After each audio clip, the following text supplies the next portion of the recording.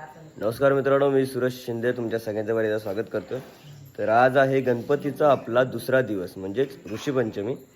तर निसर्गामध्ये पिकलेल्या सर्व रानभाज्या त्या सगळ्या एकत्र करून विदाऊट तेल म्हणजे बिना तेलाच्या भाज्या आणि बिना तेलाचं जेवण आज बनवलं जातं. कुदळीने स्वतः कुदळलेलं आज वरी, बरोबर ना?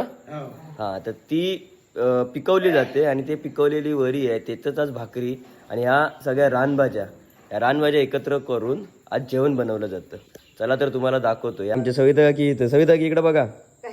हा येस, सविता काकीन सकाळी उठून एवढ्या सगळ्या भाज्या कापून ठेवल्यात आणि आमच्या नम्रता काकी. तर आत्ता ह्याच्यामध्ये प्रामुख्याने कोणत्या कोणत्या भाज्या असतात या आमच्या आपण सविता काकीला विचारू. सविता काकी, ह्याच्यामध्ये कोणत्या कोणत्या भाज्या असतात? पालेभाजीमध्ये काय? हरभरी, कौला, रताळी. बापरे, एवढ्या सगळ्या रानभाज्या घ्यायच्या गोळा करून आणि त्या कापायच्या, त्याला साफ करायच्या आणि त्याची भाजी बनवायची, बरोबर?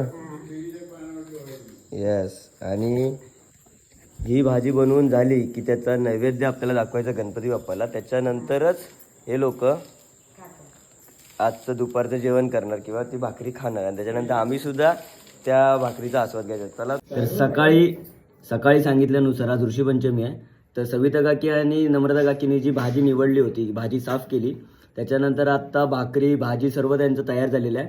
बाकीच्या सर्व महिला आज ऋषीची आंघोळ करून नदीवरून आत्ताच आल्यात.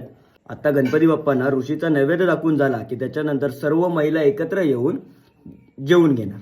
चला तर आता तुम्हाला नैवेद्य दाखवतो. ही आहे वरीची भाकरी, ही आहे आळू म्हणजेच गाठ्या ज्याला आपण लोकल लँग्वेजमध्ये म्हणतो.